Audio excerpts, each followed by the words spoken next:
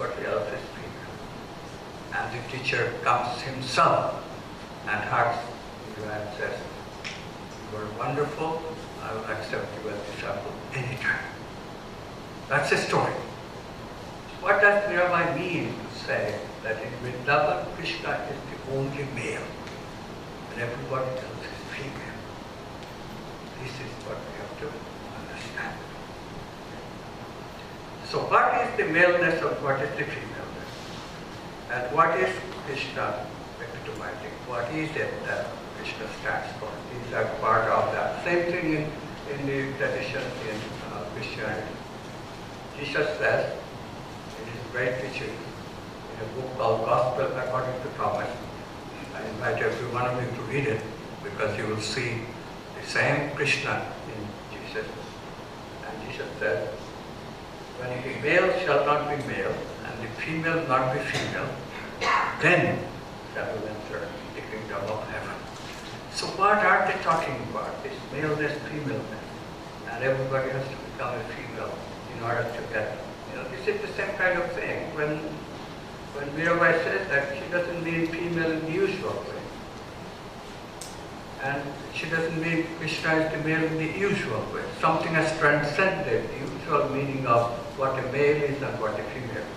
So you have to understand the meanings first and then get the transcendent meaning, which is a little bit differently expressed as saying that male shall not be male and female not be female.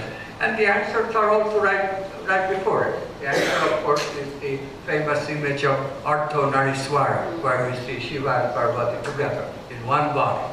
Ardhanariswara, half of Shiva is Parvati, half of Parvati is Shiva.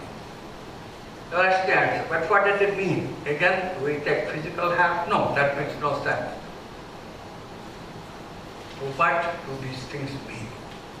So the chakra psychology behind us, with understanding of the chakras, understanding of the quantum physics, of the correlation of the physical organ and the vital counterpart, we can begin to see an answer emerge. So what's the answer that emerges? The answer that emerges is that the women, in their biological makeup as well as the cultural makeup, women have active heart chakra. Heart chakra, remember, is the suspension of the simultaneous function of me and not me. So women, by constitution and by culture, are always taught other love for the other. Suspend the me not me distinction and serve and love others. Have you noticed how naturally, if you are a woman, loving others come to you?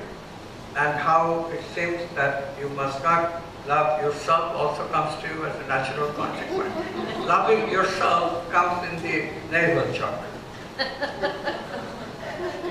And women, both by nature and by nurture, are taught not to pay attention to you. Why? Because of course in the future you have to learn other love because the child will come and that's the greatest gift of the human being, of being a female, that one can hold the child. Look how close that is to selflessness. Automatically when you are a young mother, especially when a young child is there, automatically you love unconditionally. Automatically. So this unconditional love practice, women get a very direct apprenticeship to that by exercising motherhood. Remember, it's simply preparation, so it does not lead you to the insight of unconditional love. So don't get the impression that just being a woman, you really can love unconditionally. But for a while, when the child is young, then you get to apprenticeship is very strong, and you really have to practice unconditional love, because this child is really helpless. And what helps us, of course, is that to hold the child in the bosom, even a man can feel immediately the activation of the heart chakra. It's really a wonderful experience. If you have never had a child, if you have never been married and stuff, then try that. Try to hold a child in your bosom and you will see what I mean. The heart will open immediately. This is why we have children and people sometimes have pets. because the same effect. If you hold a dog in your bosom, again the heart opens. Very interesting phenomenon, and this is why people sometimes. So, women fundamentally then are taught this love moves to the other. Men, on the other hand, by construction and by nurture, are taught a little bit of narcissism. And now it's a lot bit of narcissism, especially in the West. Especially in the West. Narcissism means that you are looking at yourself as number one, very close to that solipsism that I was talking about yesterday. What do you think of it? Because everybody is your extension. That's narcissism. The navel chakra is strong, so that gives you a lot of self-worth. And then certainly the doers of the culture, the men who are successful, men who are achievers, they all have learned to have this strong body ego identity. I'm important. I'm worthy. Self-respect. But at what cost? The heart is very constricted because you pay too much attention to your own pleasure, your own security. Sexuality is used by such men, and that means most men. When the sexual energy arises, that can be used to expand the heart as well. You'll notice that even men, even these narcissistic men, just after their sexual orgasm, they will be a little bit open. Ancient people knew that, therefore if you talk to your grandmother, she will say that, well, the time to ask a man for household expense is when they have sex, because after it they will be a little open. That's the time people ask them. If you ask them in a suitable way, the man will be very susceptible to buy you a golden necklace, which women love, or give you some other gift that you like. And what do men do? Men know about this vulnerability. So what would they do? Immediately after sex, they go to sleep. So all this is common knowledge. But still, can we overcome this difficulty? The sexual energy for men rises. They try their best not to open the heart, but only to strengthen the navel chakra. This is why in the West especially, we in India are very fortunate in a way. You know, the men are deprived from open sexuality, but in a way it's a safeguard because their navel chakra is not that strong. But is the heart chakra open? No, that's not either. So Indian men are a funny picture because they have neither very strong ego in the belly, but not very strong in the heart department either. Okay, in the West, very strong fire in the belly.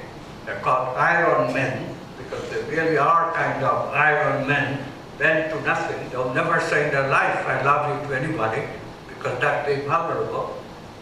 But the body ego is very strong. It's like iron, very strong. Iron men never have vulnerability of emotion.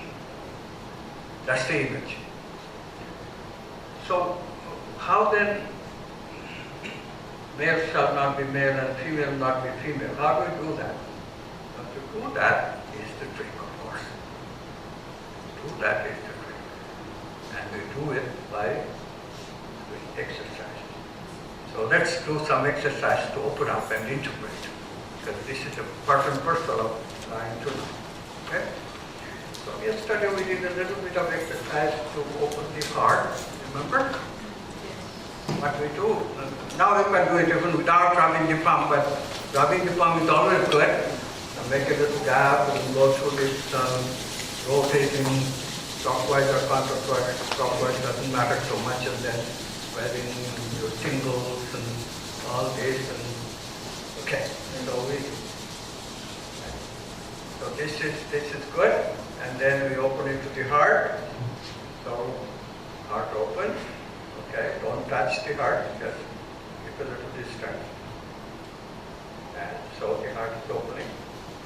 Good. Imagine a lotus. Imagine a lotus opening up. The lotus is opening up. It was closed before. Your palms are like moonlight, and the moonlight is opening up the lotus. Heart is open. Okay. And then bring that energy to your navel, like literally. Let me stand up, then you can see me. Make the heart alive, close your eyes, make the heart alive.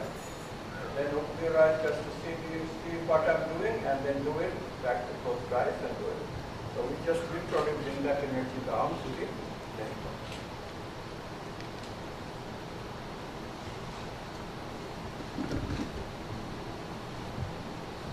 Okay, now upturn the palm and bring the energy up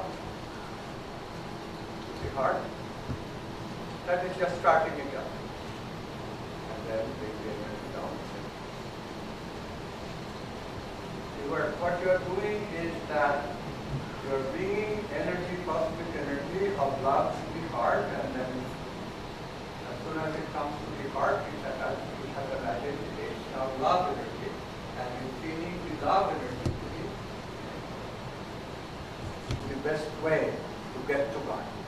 In Christianity, they will say, whose souls do not know love, do not know God. In Hinduism, we don't go that far, but as you know, bhakti is very important, being radiant of going to God. So, we always go through the heart, first heart, and then we feed the navel of the sort of the practice like this. And then we just bring it back automatically. This is just a reset. Reset. So this way, we practice what I said 2 minutes. And so we have to do a little bit more work on this part. Cosmic energy has to come to the heart. And do it with that Taoist thought, that love in my heart. And there is another part of the Taoist thought which is beautiful.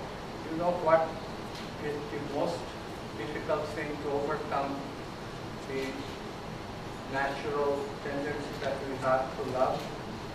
The biggest problem is that fear. That fear that if I love, then I become vulnerable and somebody will exploit my vulnerability. And somebody wrote a book about this. Love is letting go of fear. A very beautiful sentence. Love is letting go of fear. So in the Taoist practice, what we do, when we bring our hands, activated hands to the heart chakra, we also say not only love in my heart, but also rootedness in my root chakra. Security in my root chakra. Security is the antidote of fear. Security. There's nothing to be afraid of. Nothing to be afraid of. That's security. Letting go of fear. Fear is when we don't feel secure. So we have to do a fear exercise, letting go of fear separately too. But this is the Taoist exercise. The thinking that must accompany to this movement is that love in my heart, security in my base. Love in my heart, security in my base. Security in my chakra. Okay, good. Now I have security in my throat chakra. Here. Alright, so. Love in my heart, security in my base. Say it aloud. Love in my heart, security in my base. Okay? Love in my heart, security in my base. Love in my heart, security in my base. 2 minutes. 2 minutes of this every day. And then we bring the energy down to the neck. We practice the energy down. always close by, because that helps us from the optical stimuli to bother us much. Brain becomes a little inert, and that's good. So we bring the energy down, reset, bring the energy down from the heart into the navel. We learn self-respect. Now for Westerners, they don't need, for the men, this part is a little different. Their problem is that the heart doesn't open because there is too much here. So they literally have to raise the energy from the navel into the heart. So for them, better practice is to just raise the energy, reset it like there. Because all the energy is here, locked up in here. So they have to loosen up that Iron Man mentality to a little bit vulnerable man. Here in India, that problem does not exist.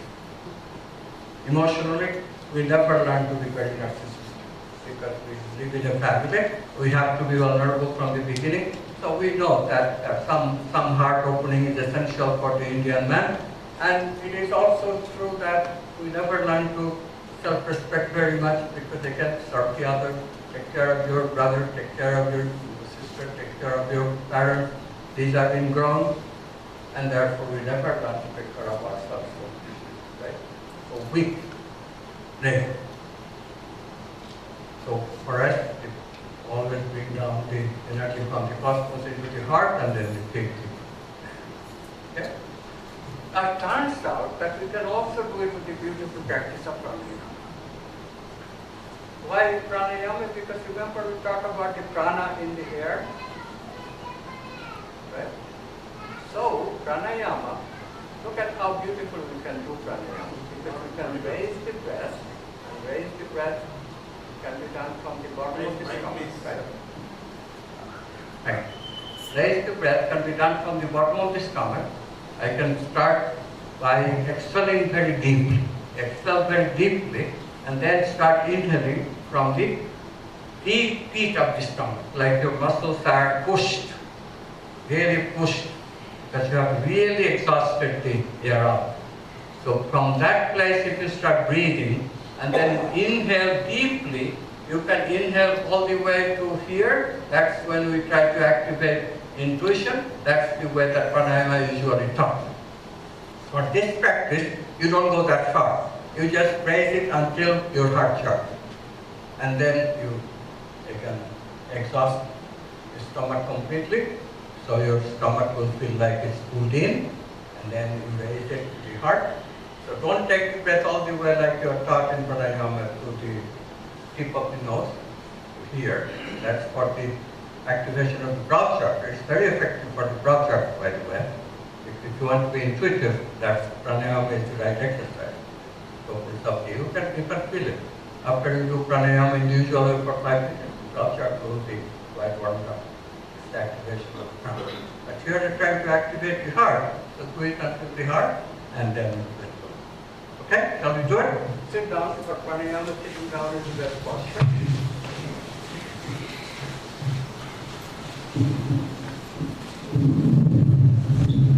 Then exhale. Notice that you can do this Taoist practice and pranayama simultaneously. You can do this simultaneously with the breathing. So breathe in, inhale, breathe out, exhale. Breathe in, inhale, breathe out, exhale. Breathe in, inhale, breathe out. In this way, pranayama again about 5 minutes.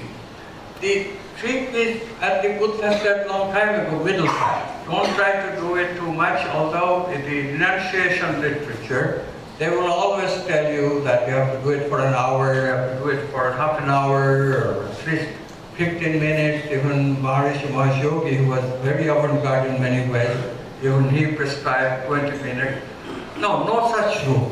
If you apply quantum physics, it becomes very clear. Take anything I do is better than doing nothing. So even if you do it for 2 minutes, when I was told what do you do when you are by yourself, I realized that I cannot even sit quietly without thinking of a problem for 2 minutes. So what I have to start is learning to sit. Just sit for, minutes on. So I started with 2 minutes, then I graduated to 5 minutes, and gradually improve. Same thing for us with this kind of exercise. Gradually you will find that yes, there is some give that is happening. There is some awareness of that chakra in the name of self-respect. You can feel it. How do you feel it? When somebody offends you, you are not offended anymore. Somebody calls you stupid, you are offended. Somebody calls you inefficient, you are offended. You're too sensitive, you're offended. The whole day is being offended. Everything offends you. Somebody is successful, you're offended because you're feeling not good enough. When the navel is strong, no. I have self-respect. I know who I am. It's all right. Somebody can be successful. So, this fellow is a better teacher, so what? My wife looks better than me, so what? She is more loving, so what? That's self-respect. But the other respect is also very important, and other respect expresses itself in the ability of seeing love as what the other needs. And this requires a little of that quantum. So when we do the practice, the first thing we can do is what we can do. Practice to love, this intimate relationship, can use a very simple quantum device, but you have to understand what the nature of that device is. So let's get into it a little bit. Now this is going to be a little tricky.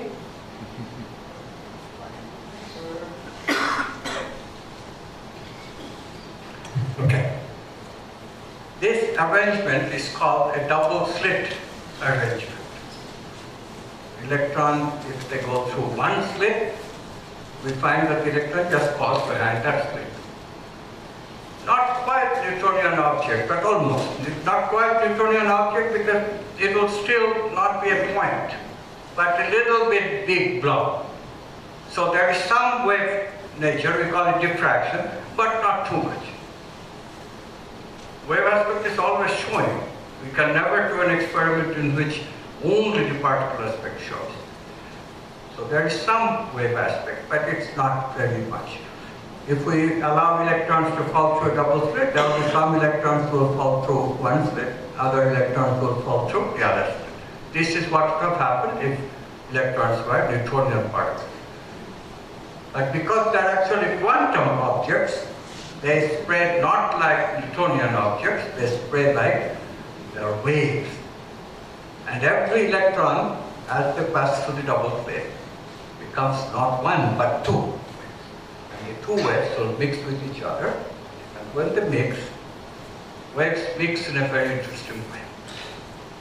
Waves mix with what we call interference. So what happens? So in some places, the waves arrive in phase. See, the wave is getting stronger. The two pictures above on the left, you see, the waves are arriving in the same condition everywhere. So their effect add up. The possibilities, probabilities for the possibility of being there is enhanced. And therefore, that's the places where the electron will arrive with greater probability. And therefore, we get the electrons in those places. In the in-between places, waves arrive out of phase. One arrives at a crest, but the other one is trough. So the crest and trough cancel each other out, and we get no probability at all. And therefore, those are the places that electrons will not arrive. So we get this alternative dark and bright fringes. Some places the waves cancel each other out, some places the waves enhance each other. These are real waves or waves of possibility?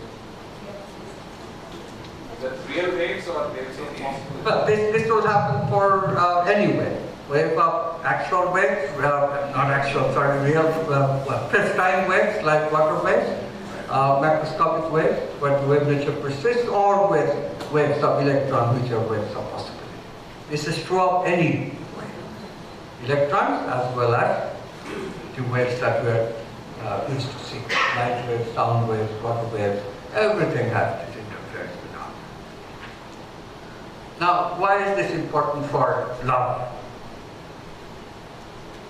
Now, what happens, most of our actions, we have to recognize, even just ordinary thought, all these actions are really coming from choice, and the choice is between the alternatives that the possibility waves give us. We choose from that. Of course, we are not aware of that choice when you are in the ego, but that's a different story. Ego is forgetfulness. But we are choosing from that one consciousness, and that is what quantum physics is telling us. Now, the choice that we encounter in the ego happens because we have a belief system that the ego has set up based on the memories of the ego. And so you can think of the ego putting up a slate, which is your belief system. So every stimulus that is processed by your unconscious is going through this belief system. And then the response will depend on your belief system. This is the way we usually use ourselves, our belief systems, to sift out what my action will be in a given situation in response to a given stimulus. In relationship, this doesn't work very well, because if I impose my belief system on everything, then of course things will fall apart very soon, because he will do the same thing, she will do the same thing, the other, and therefore it will be a huge problem. Whose choice comes? Remember that beginner's friend paradox? Whose choice comes? Either you are the head honcho, or she is the head honcho, or he is the head honcho and you are the lower lead. Whichever the culture is. Matriarchal culture, which has been very rare among human beings, usually men are more strong and therefore they impose their will much more on women.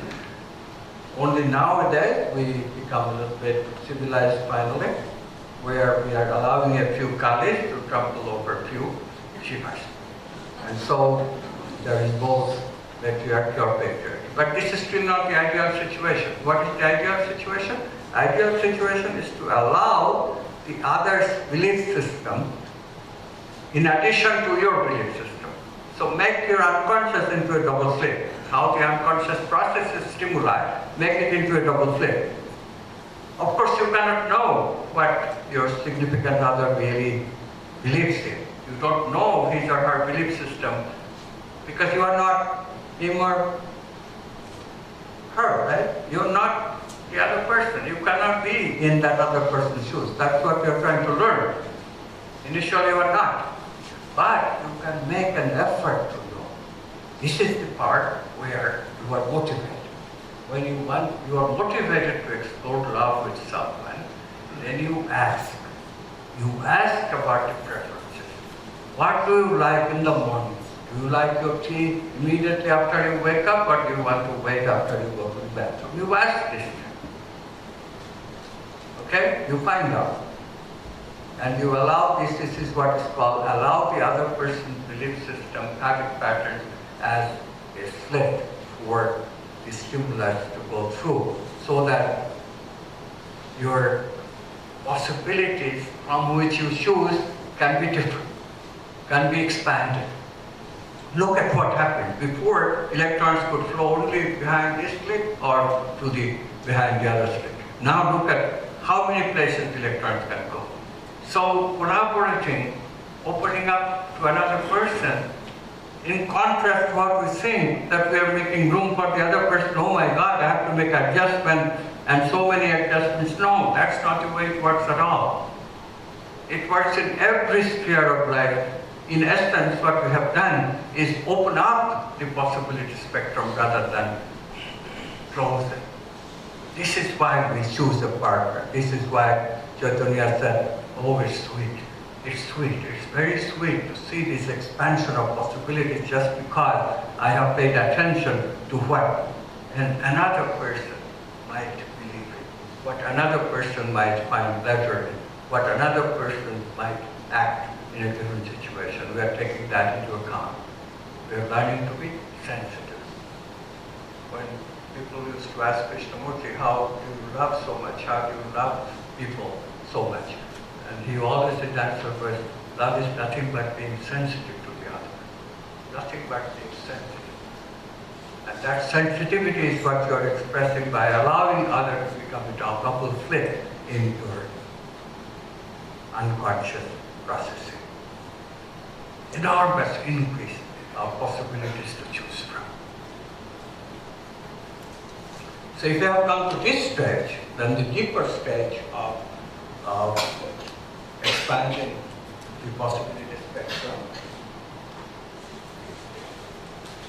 this will surprise you a little bit.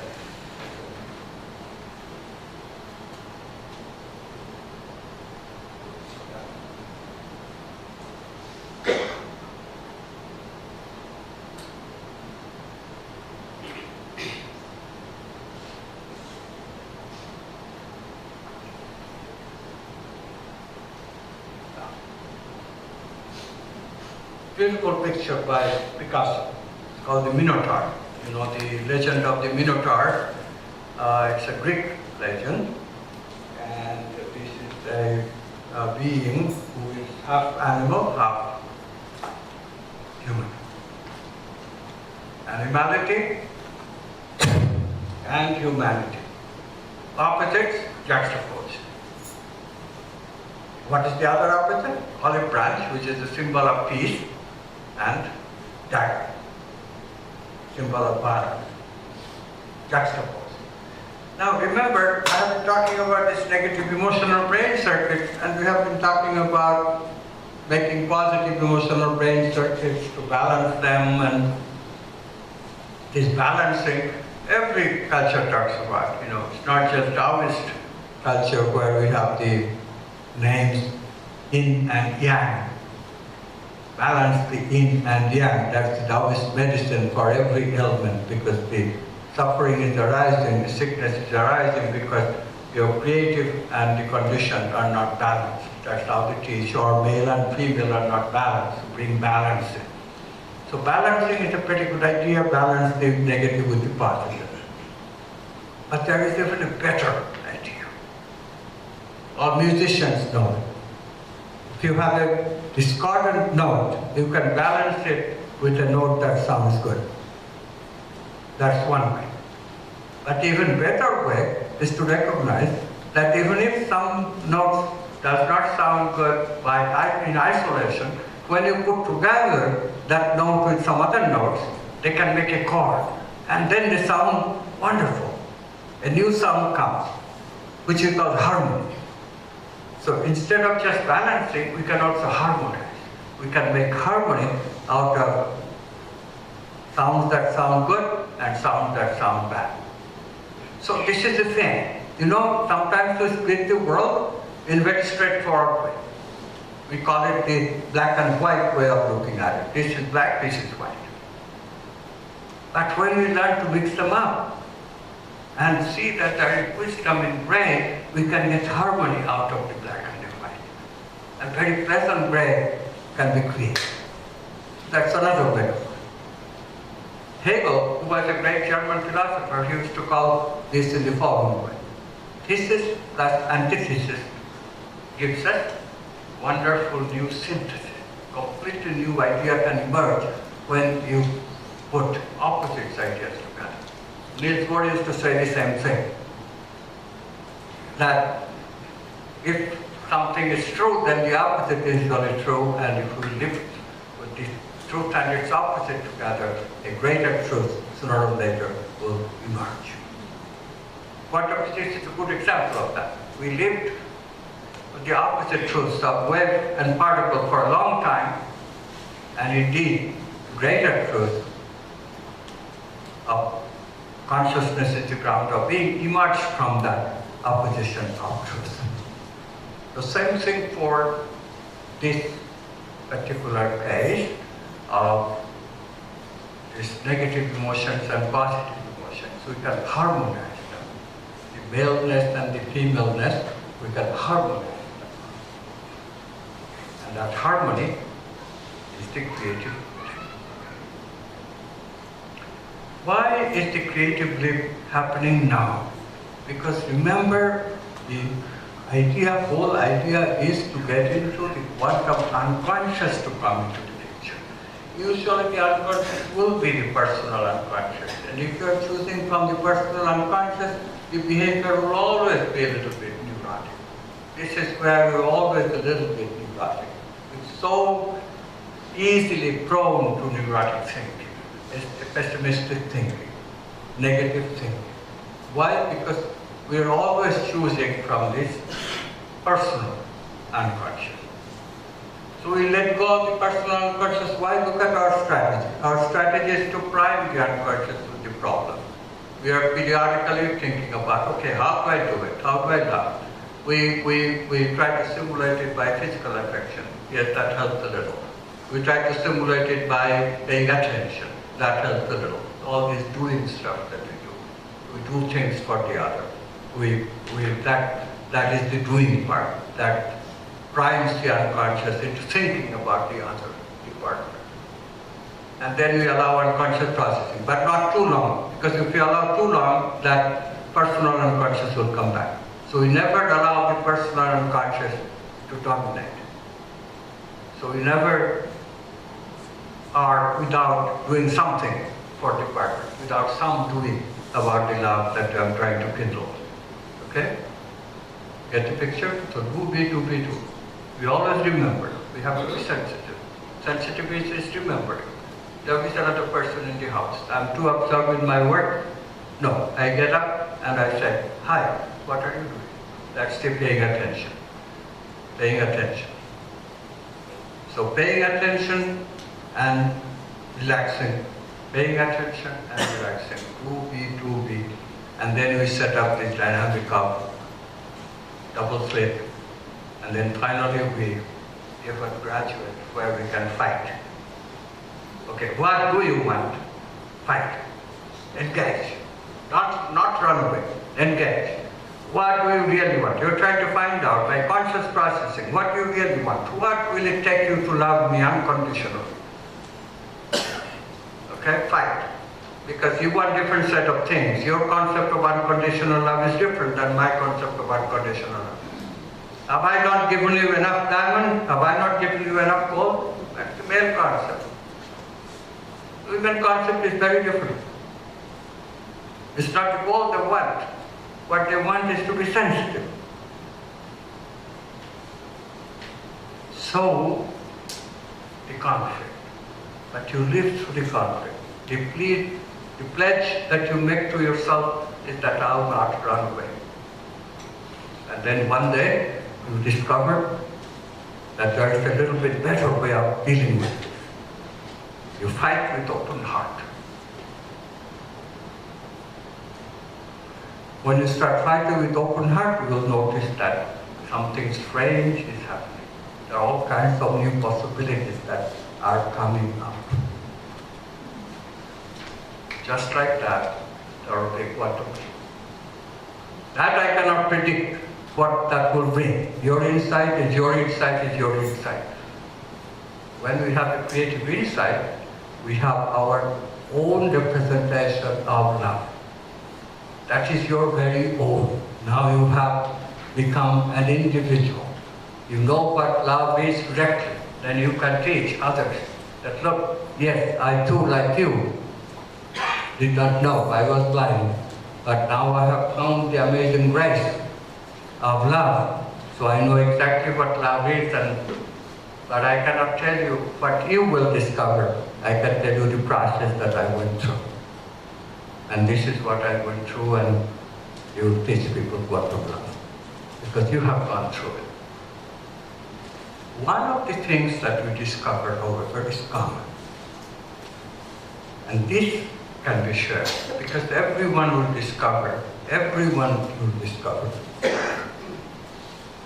In our ego, in our simple hierarchy that we live, we always objectify the other. We cannot help it.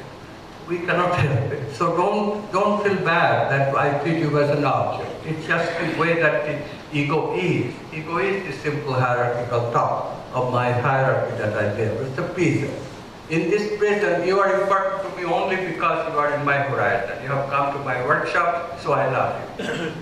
That's the tendency. That's the ego. Okay? And that's the way it is.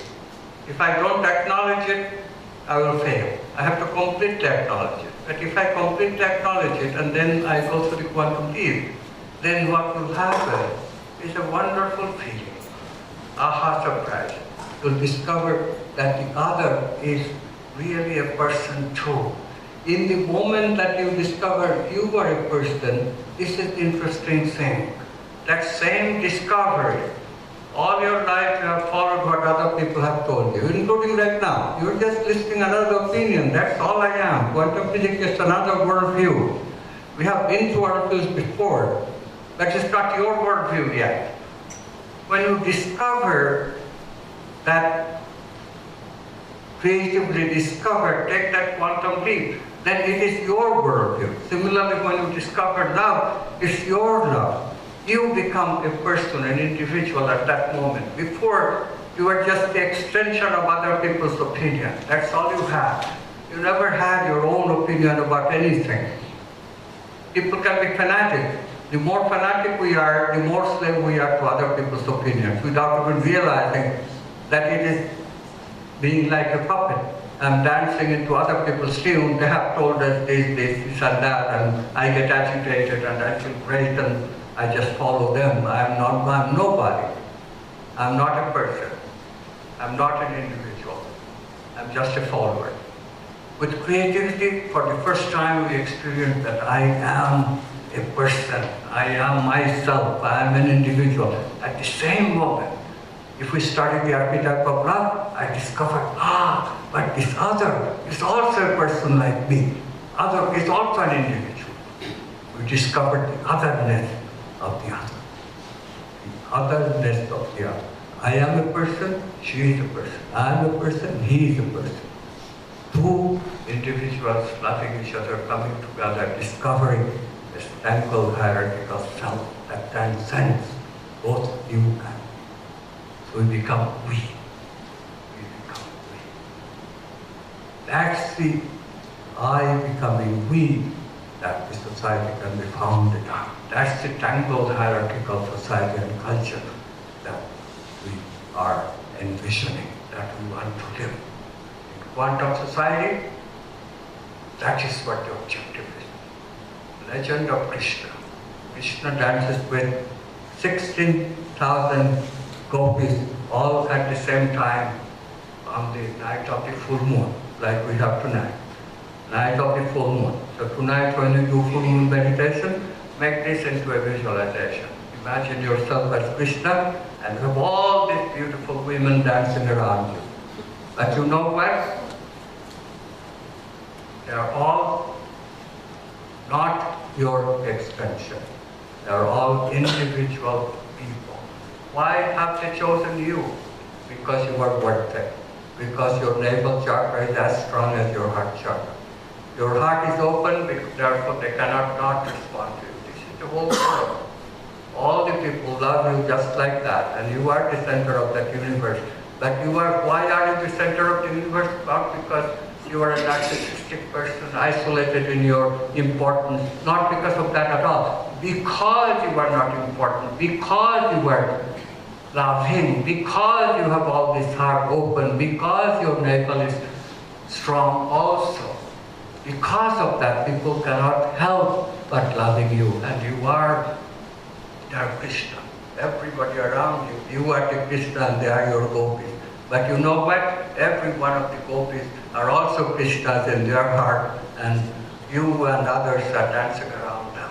Every person is like that. We have created a wonderful universe that is all us, and yet they are also separate from us. In this way, we completely integrate the separateness and unity. We are separate, we celebrate the separateness that Krishna dance with the gopis. completely knowing that Krishna and the gopis are not separate, and yet they are separate. Paradoxical thing, but it happened. And this is why we celebrate Krishna. This is why Krishna is our most popular archetype in India. Okay? Get that?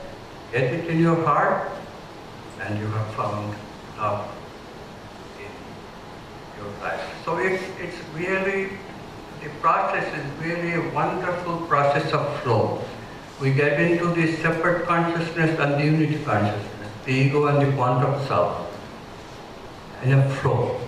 You will find that this dance, when you start dancing it, you forget that there is a dancer. The dance just takes place. Creativity researchers call it flow. You are getting your unity, you are getting your separateness, all in a very interesting choreography, where the separateness and the unity cannot be distinguished anymore. So we call it flow. The writing writes itself, the loving just takes place by itself. Everything has to have that, becomes that character of everything happens by itself. The grass grows by itself, the love flows by itself. The Buddhists call this being part of the Shrota, be part of the current. Go with the flow, because you cannot do otherwise. There is always the flow. And when there is always the flow, there is always joy. Always the joy of quantum self is right with me. I'm not separate, and yet I'm separate. We're celebrating both. And life is the celebration of both of these facets that we have.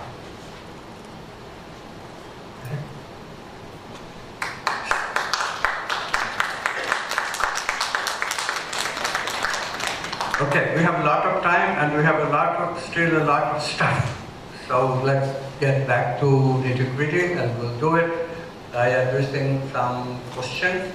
Also, how many of you are just coming today who did not have the benefit of yesterday? Okay, so you need to do a little bit of a summary. So let me do the summary first.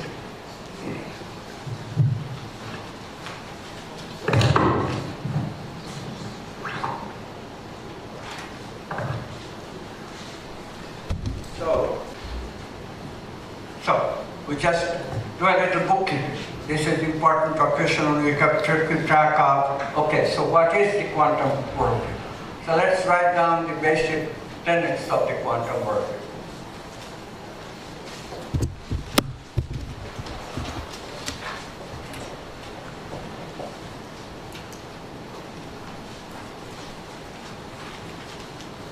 And occasionally you compare it with the Newtonian scientific materialist worldview, where the society is, so you know exactly what the task is before us, who are discovering the quantum worldview, a new way of living, a connected way of living, a loving way of living. And if this is what draws you, then live this way. If it doesn't, it doesn't. So what? It's okay. Not a problem. So, quantum worldview says, consciousness is the ground of all being.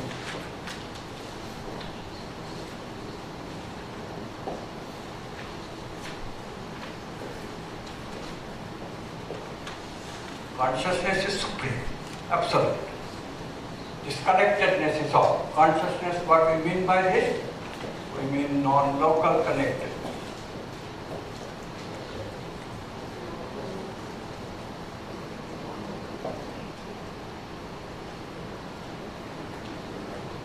Now notice that this is not the only way to express consciousness, because this non-local connectedness is not every aspect of consciousness. That's just a beginning point.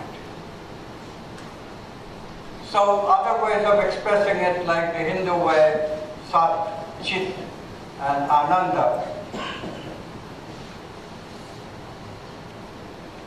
This is also a very good one because it starts with existence, right? And existence is like this non-local connectedness. That's the existence, that's the potentiality. And look at what it's saying. Existence manifests itself in Chit, which is the awareness, subject-object awareness.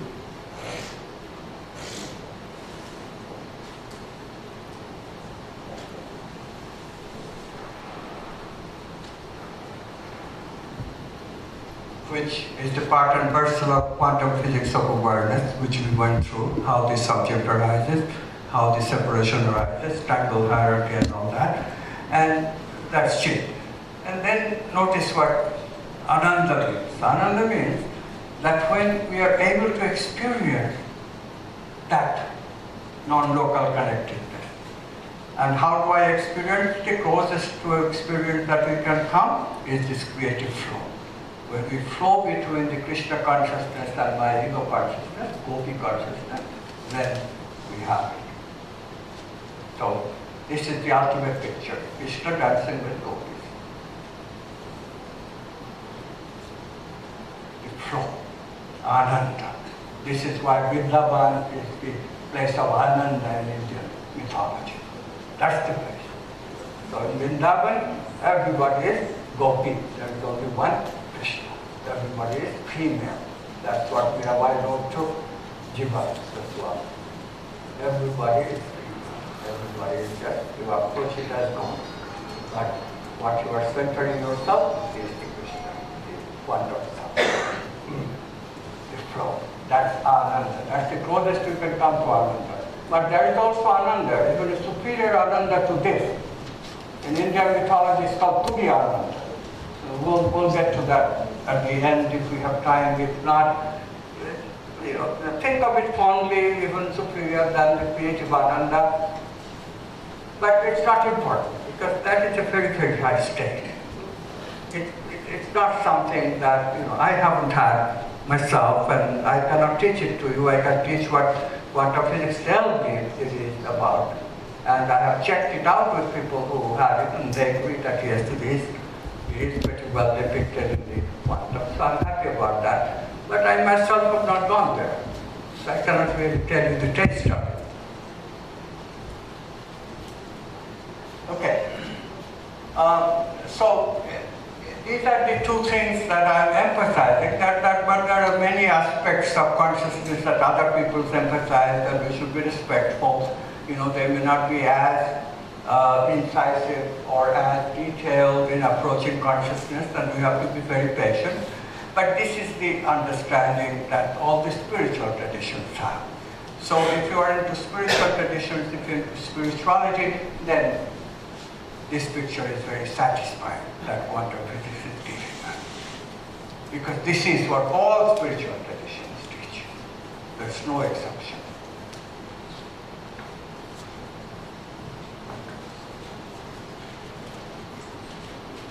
So that's number. This is the, what the materialist tradition, what they teach is that we are independent, separate objects. Separateness is fundamental. We are teaching the opposite. Quantum worldview says the opposite. No, wholeness is fundamental. Separateness is the derivative from the wholeness. It's a fundamental different outlook. If you look at wholeness as fundamental, your attitude changes. And once and for all, you'll never be the same again. When you understand this quantum worldview, as all of you will, as you struggle with this concept that we're presenting here, when you discover it, when you understand it, you find that you're changed. You'll never be the same again. Because your fundamental shift that takes place in consciousness is just wonderful. You can never think of others as separate from you in the same way they can. That does not mean that your selfishness will go away and all that. You still have to go into the archetypes, you still have to overcome those negative emotional tendencies. But there will be a fundamental ethics in you that will be the result of this shift. Fundamentally, a materialist cannot see beyond his or her own personal pleasure. And fundamentally, a quantum activist is able to be sensitive to another person's problem. And this is the shift that you are looking for. It's not satisfying to see so much misery and looking for my pleasure with so much misery around it. It just does not satisfy. It does not satisfy because that's not who we are. We are connected with all those miserable people, and therefore we have to do what we have to do. We have to activate the connection and act to lead that misery as much as we can. And in the process, what happens is that we become happier, we become livelier, we become established in the flow, we become people of ananda. So what would you like? You want to be miserable after the pleasure is gone through? Look, even sexuality is just a 5-minute process. After that, what happens? Let's face it. Again, misery takes over. There's no way to drown yourself in pleasure. Although I must say, living in America, I'm just astounded how much suffering can be hidden under the carpet. That's an American slang. We say, hide under the carpet. And we can hide a lot. But you know, when you take alcohol and then at 12 o'clock midnight, I sit with my colleagues and they confess. They confess quite openly. Our life is not very happy. What is your secret of being happy? They want to know. Because they know that separately is not going to be happy. Pleasure is not happiness. The distinction of happiness and pleasure is extremely important, and you can do it only you have tasted what wholeness is. Happiness is about wholeness. Pleasure is enhancing separateness in a certain way that molecules of emotion and endorphins come into the picture, and then that makes us delirious with the joy, same joy that we get when we take a delirium like opium. The same joy. Opiate, these are called opiate molecules. Endorphins are nothing but the result of taking opium, that choke. That gives you a feeling of what it is that you're getting. It's an enhanced separateness. That's what it is. But it is pleasurable. It does stimulate happiness in a certain sense. And therefore we value it. We never completely exclude it. The exclusion does not work. So we include it. And inclusivity is part of the worldview too. Okay, the second thing we learned, number 2, is subjectivity.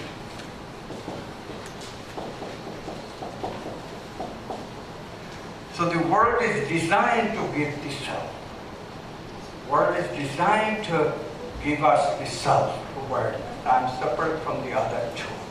This is very important because the spiritual traditions were a little bit down on this separate. They have always taught that, well, unity is better. No, it's not like that, because the world is order. If something is ordered, something has laws to live by, then it cannot be trivial. So this, by the action of Maya, the mechanism by which it self-arises, we now know that it's the tangle hierarchical mechanism in the brain, where it has a circular logic operating in the form of memory makes perception, perception makes memory. In that tangle hierarchical machine, you can call it, the brain is, consciousness is represented as the self. We acquire a self separate from the rest of the world. Subject and object. So the subject is very important. The subject is very important. Subjectivity is important. The ancients trivialized it because they emphasized the unity much too much. Today people trivialize it because they believe everything is objective. This doctrine of objectivity of Newtonian physics and scientific materialism are blinded as to the importance of the subject. The subject is the fundamental stuff that comes with being a human. How can you denigrate it? It's the basis of everything. That's the basis of my experience. I experience myself as the subject of my experience. And you tell me that the experience is not valuable? Then how can I deal with what goes on with the objects of my experience? If I don't value my subject, what will I be? I'm a machine then, right? So your humanness entirely depends on taking charge of the subjectivity. Our experiences are important. Our experiences have limitless potential.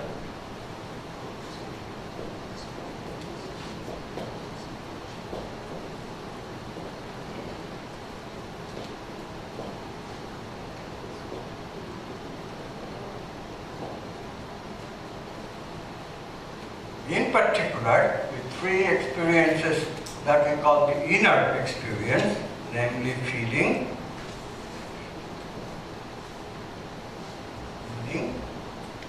which is thinking, and the archetypal values, which is intuiting.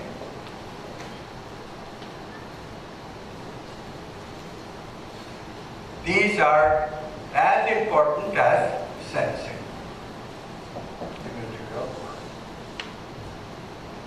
In the scientific materialist tradition, we value only sensing. That which you cannot sense has no importance. In the quantum world, it's the other way around. Yes, sensing is important, but much more important is in our inner world, because that's what the quantum is. What we sense is approximately Newtonian. It has Newtonian fixity. That's why Newtonian physics grabs us in the beginning. To see the subtle, we have to go to the microscopic world, the world of the quantum elementary particles, where the quantum dance is clear. But in the internal world, it's always quantum. We never have the camouflage of having a Newtonian macro hiding the quantum macro. In the mind, it's always quantum. And so to discover the quantum dance, we have to go to the internal, to the world of feeling, to the world of meaning, and the world of archetypal values. This is a very important transition.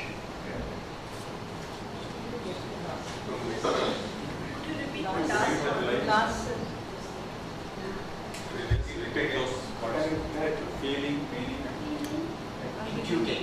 Not clear? No, not clear. Oh, can what did I say? Intuiting. Intuiting. Okay, good. Okay, so these are feeling, meaning is thinking. This is thinking, meaning, and intuiting. So we value the intuition, especially the intuition is very elusive, because what happens with the intuition, this is the same as with the creative insight. We are discovering truth. Intuition is a doorway to the archetype. Now the archetypal land has one fundamental archetype that is unchanging. All archetypes are quantum. They have different phases, like love, many phases, romantic love, unconditional love, brotherly love, sisterly love, so many phases. But there is one archetype which has no phase, it's absolute. And that, of course, is the archetype of truth. So, the land of archetypes is often called the land of truth. That's Aurobindo's terminology, because truth is fundamental to the archetype, just as archetypes are objects of consciousness, that's fundamental. Similarly, they are also objects of truth. All archetypes have a certain truth in it, every phase of an archetype, every phase.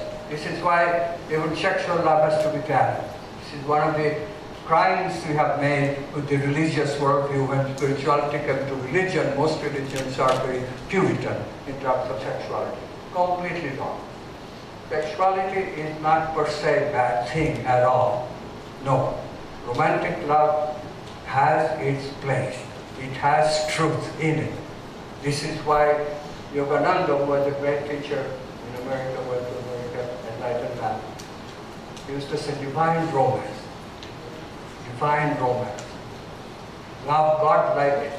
We were having romantic relationship with God. Okay, we can take it too far. We don't have to.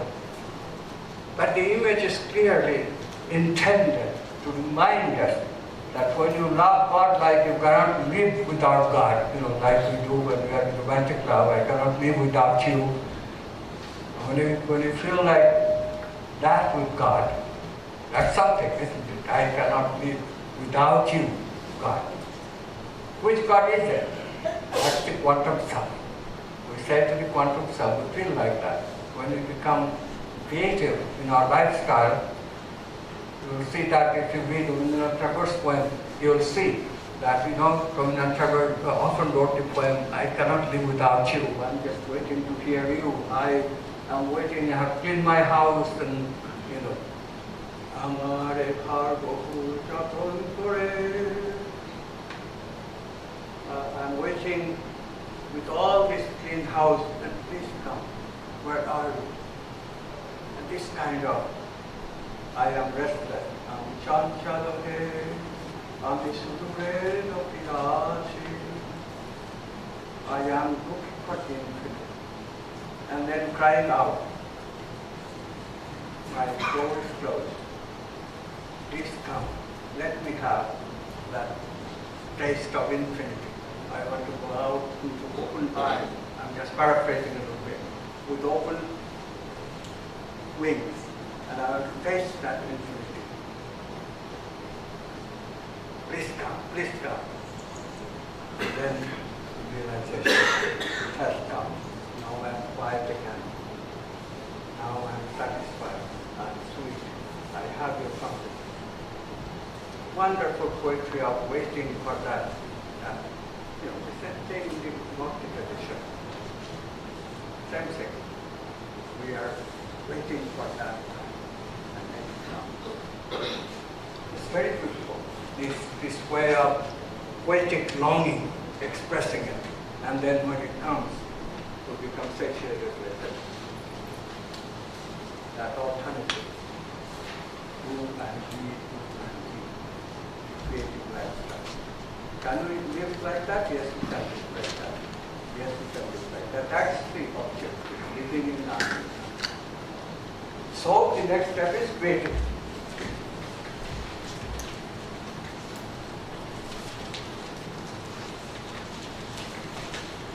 So we say that creativity and creative flow. This is number 4 or number 5? 4. Creativity and creative flow.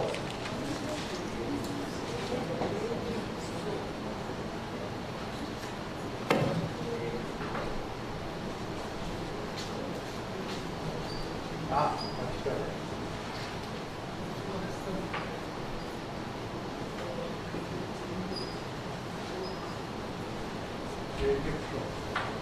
So this is so far we have gone up to this. There is still now some more stuff to come. That will be reincarnation, purpose. So creativity and creative flow, we have just covered meaning already. We have discovered archetypal values.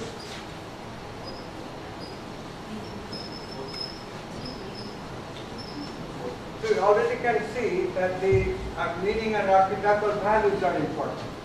This much we can see already. That life is full of satisfaction when we live with meaning and archetype. Which means that the crown chakra is full of energy, crown chakra is full of vitality, and when that happens, you never suffer from depression.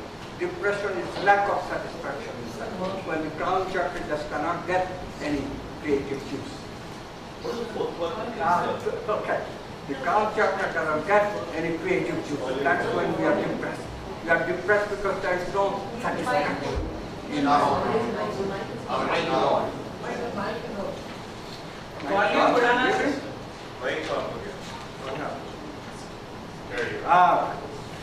Okay, you didn't hear me, so I'll repeat. When the satisfaction disappears, the crown chakra becomes starved of vital energy. When is that? When we are not opening our heart, we are not feeling love. When is that? We are not expressing. The throat is dry. If you have depression, you will find that the throat is dry. The heart is closed. You will feel very confined. It just does not want to open up to anyone. It's very selfish. It's like living in a prison of your own creation.